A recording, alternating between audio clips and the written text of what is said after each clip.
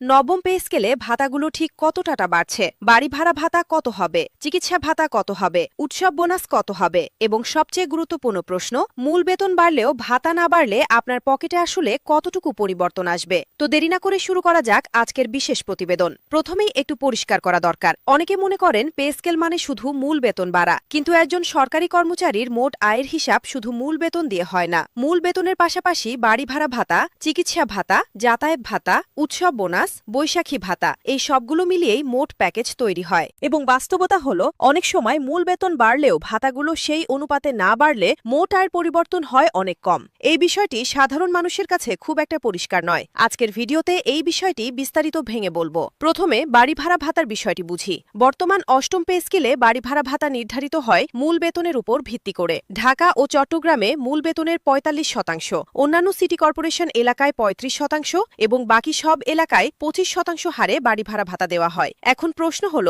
নবম পে স্কেলে এই হার একই থাকবে না বাড়বে? নবম বেতন কমিশনের সুপারিশে বাড়ি ভাড়া ভাতার হার বাড়ানোর প্রস্তাব করা হয়েছে। ঢাকা ও চট্টগ্রামের ক্ষেত্রে ৪৫% থেকে বাড়িয়ে ৫০ থেকে ৫৫% করার কথা বলা হয়েছে। অন্যান্য বিভাগীয় শহরের ক্ষেত্রে ৩৫ থেকে বাড়িয়ে ৪০% এবং গ্রামীণ ও মফস্বল এলাকার জন্য ২৫ থেকে বাড়িয়ে ৩০% করার প্রস্তাব দেওয়া হয়েছে। এখন একটু হিসাব করে দেখা যাক। ধরুন আপনি নবম গ্রেডের একজন কর্মচারী এবং ঢাকায় থাকেন। বর্তমানে আপনার মূল বেতন ২২,০০০ টাকা। ৪৫% হারে বাড়ি ভাড়া পাচ্ছেন ৯,৯০০ টাকা। নতুন পে স্কেলে আপনার মূল বেতন হবে ৩৩,০০০ টাকা। যদি বাড়ি ভাড়ার হার ৫৫% হয় তাহলে পাবেন ১৮,১৫০ টাকা। মানে বাড়ি ভাড়া ভাতাই বাড়বে প্রায় ৮,২৫০ টাকা। শুধু এই একটি ভাতায় বৃদ্ধির হার ৮৩% বেশি। এখন আসি চিকিৎসা ভাতার বিষয়। বর্তমানে একজন সরকারি কর্মচারী প্রতি মাসে মাত্র ১,৫০০ টাকা চিকিৎসা ভাতা পান। এই টাকায় আজকের বাজারে এটি ডাক্তার দেখানোর ফিও হয় না। এই বাস্তবতার কথা মাথায় রেখেই বেতন কমিশন চিকিৎসা ভাতা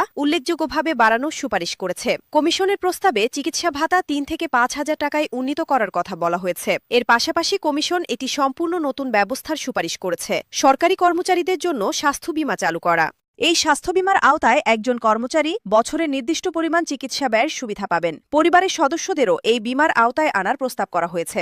যদি এই প্রস্তাব বাস্তবায়িত হয় তাহলে এটি হবে বাংলাদেশের সরকারি চাকরির ইতিহাসে একটি যুগান্তকারী পদক্ষেপ। তবে এখানে একটু সতর্ক করা দরকার। স্বাস্থ্য বীমা চালু করা একটি জটিল ও ব্যয়বহুল প্রক্রিয়া। কমিশন সুপারিশ করলেও সরকার এটি প্রথম ধাপেই বাস্তবায়ন করবে কিনা সেটা নিয়ে সংশয় আছে। এখন আসি উৎসব বোনাসের বিষয়ে। বর্তমানে সরকারি কর্মচারীরা বছরে ২টি উৎসব বোনাস পান, ঈদুল ফিতর ও ঈদুল আজহায়। প্রতিটি উৎসব বোনাসের পরিমাণ হল ১ মাসের মূল বেতনের সমান। নতুন পে স্কেলে মূল বেতন বাড়লে স্বাভাবিকভাবেই উৎসব বোনাসের পরিমাণও বাড়বে, কারণ এটি মূল বেতনের সাথে সরাসরি যুক্ত। উদাহরণস্বরূপ বলি, নবম গ্রেডে বর্তমানে উৎসব বোনাস ২২,০০০ টাকা। নতুন পে স্কেলে মূল বেতন ৩৩,০০০ হলে প্রতিটি উৎসব বোনাস হবে ৩৩,০০০ টাকা। মানে প্রতিটি উৎসবে ১১,০০০ টাকা বেশি পাবেন এবং বছরে দুটি উৎসব মিলিয়ে মোট ২২,০০০ টাকা বেশি পাবেন শুধু বোনাসেই। এছাড়া বেতন কমিশন একটি নতুন সুপারিশ করেছে, সেটি হল বৈশাখী ভাতা বাড়ানো। বর্তমানে বৈশাখী ভাতা মূল বেতনের ২০%। কমিশন এটি বাড়িয়ে ২৫ থেকে ৩০% করার প্রস্তাব দিয়েছে। এখন আসি যাতায়াত ভাতার বিষয়। বর্তমানে গ্রেড অনুযায়ী যাতায়াত ভাতার পরিমাণ ভিন্ন ভিন্ন। সর্বনিম্ন গ্রেডে মাসে ৩০০ টাকা এবং উচ্চতর গ্রেডে সর্বোচ্চ ৩,০০০ টাকা পর্যন্ত যাতায়াত ভাতা দেওয়া হয়। এই যাতায়াত ভাতা নিয়ে কর্মচারীদের মধ্যে সবচেয়ে বেশি অসন্তোষ আছে, কারণ ঢাকায় একটি সিএনজিতে অফিসে যাওয়া আসাই মাসে ৫ থেকে ৭,০০০ টাকা খরচ হয়ে যায়, অথচ ভাতা পান মাত্র ৩,০০০ টাকা। নবম বেতন কমিশন যাতায়াত ভাতা উল্লেখযোগ্যভাবে বাড়ানোর সুপারিশ করেছে। ঢাকা ও চট্টগ্রামের জন্য সর্বনিম্ন যাতায়াত ভাতা ১,০০০ টাকা থেকে বাড়িয়ে ২,৫০০ থেকে ৩,০০০ টাকা করার প্রস্তাব দেওয়া হয়েছে। সর্বোচ্চ স্তরে এটি ৫ থেকে ৬,০০০ টাকা পর্যন্ত হতে পারে। এখন আসি সম্পূর্ণ নতুন ভাতাগুলোর বিষয়, যা এর আগে কখনো ছিল না। নবম বেতন কমিশন কয়েকটি একদম নতুন ভাতা চালু করার সুপারিশ করেছে। প্রথমটি হল ডিজিটাল অ্যালাউন্স। যেসব কর্মচারী তাদের দৈনন্দিন কাজে ডিজিটাল প্রযুক্তি ব্যবহার করেন তাদের জন্য এই ভাতার প্রস্তাব করা হয়েছে। নিম্ন গ্রেডের কর্মচারীদের জন্য ৫০০ টাকা এবং উচ্চ গ্রেডের কর্মচারীদের জন্য সর্বোচ্চ ২,০০০ টাকা পর্যন্ত ডিজিটাল অ্যালাউন্স দেওয়ার কথা বলা হয়েছে। এটি ছোট মনে হলেও এর তাৎপর্য অনেক বড়, কারণ এই ভাতা চালু হলে কর্মচারীরা নিজের খরচে ইন্টারনেট সংযোগ, স্মার্টফোন বা ল্যাপটপ কিনতে উৎসাহিত হবেন, যা সামগ্রিকভাবে সরকারি সেবা ডিজিটাল করতে সাহায্য করবে। দ্বিতীয়টি হল রিমোট এরিয়া ভাতা। দেশের দুর্গম ও প্রত্যন্ত এলাকায় যারা কর্মরত আছেন তাদের জন্য এই বিশেষ ভাতার প্রস্তাব করা হয়েছে। মূল বেতনে 10 থেকে 15% পর্যন্ত রিমোট এরিয়া ভাতা দেওয়া হতে পারে। পাহাড়ি এলাকা, হাওর-বাওর এলাকা ও চর এলাকার কর্মচারীরা এই ভাতা পাবেন। এই প্রস্তাব বাস্তবায়িত হলে প্রত্যন্ত এলাকায় পদায়ন পেলে কর্মচারীরা আর হতাশ হবেন না, বরং বাড়তি সুবিধা পাওয়ার সুযোগ মনে করবেন। তৃতীয়টি হল শিক্ষা ভাতা। সন্তানের শিক্ষার খরচ মেটাতে সরকারি কর্মচারীদের জন্য বিশেষ শিক্ষা ভাতার প্রস্তাব করা হয়েছে। প্রতি সন্তানের জন্য মাসে 2 থেকে 5,000 টাকা পর্যন্ত এই ভাতা দেওয়া হতে পারে। সর্বোচ্চ 2 জন সন্তানের জন্য এই ভাতা পাওয়া যাবে বলে প্রাথমিক প্রস্তাবে বলা হয়েছে। একজন কর্মচারীর 2 সন্তান থাকলে তিনি প্রতি মাসে অতিরিক্ত 4 থেকে 10,000 টাকা পাবেন শুধু এই ভাতা থেকেই। এটি একটি অত্যন্ত গুরুত্বপূর্ণ সংযোজন। এখন আসি এমপিওভুক্ত শিক্ষকদের ভাতার বিষয়ে। এখানেই এমপিও শিক্ষকদের সাথে সরকারি কর্মচারীদের সবচেয়ে বড় পার্থক্য।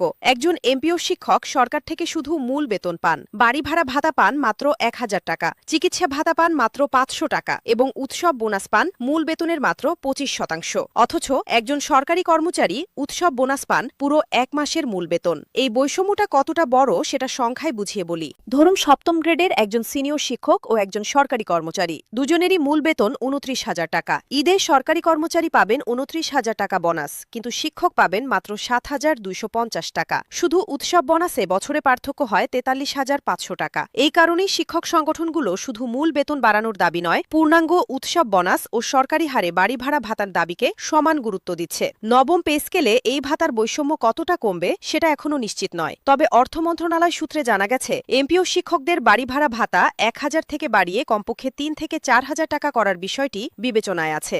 এখন আসি পেনশন ও অবসর সুবিধার বিষয়ে। পেনশন হল একজন কর্মচারীর দীর্ঘমেয়াদী নিরাপত্তার ভিত্তি। নবম পে স্কেলে পেনশন ব্যবস্থায়ও বেশ কিছু পরিবর্তনের সুপারিশ করা হয়েছে। বর্তমানে অবসরের সময় একজন কর্মচারী মূল বেতনের 90% পেনশন হিসেবে পান। কমিশন এটি বাড়িয়ে 100% করার সুপারিশ করেছে।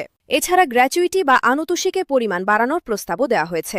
বর্তমানে প্রতি বছর চাকরির জন্য 1 মাসের মূল বেতন হারে গ্র্যাচুইটি দেওয়া হয়। কমিশন এটি 1.5 মাস করার সুপারিশ করেছে। আরেকটি গুরুত্বপূর্ণ সুপারিশ হল পেনশনারদের জন্য চিকিৎসা ভাতা চালু করা। বর্তমানে অবসরের পর কোনো চিকিৎসা ভাতা পাওয়া যায় না। কমিশন প্রস্তাব করেছে অবসর পরবর্তী সময়েও মাসিক একটি নির্দিষ্ট চিকিৎসা ভাতা দেওয়া হোক। 2015 সালে 8ম পে স্কেলে বেতন কমিশন অনেক ভাতা বাড়ানোর সুপারিশ করেছিল, কিন্তু গেজেট প্রকাশের সময় দেখা গেছে অনেক প্রস্তাবিত ভাতা হয় কমিয়ে দেওয়া হয়েছে, নয়তো পুরোপুরি বাদ দেওয়া হয়েছে। এবারও একই রকম হওয়ার সম্ভাবনা একেবারে উড়িয়ে দেওয়া যাচ্ছে না। বিশেষ করে স্বাস্থ্য বীমা ও ডিজিটাল অ্যালাউন্সের মতো নতুন সুবিধাগুলো প্রথম ধাপে নাও আসতে পারে, কারণ এগুলো বাস্তবায়নে আলাদা অবকাঠামো ও বাজেট দরকার।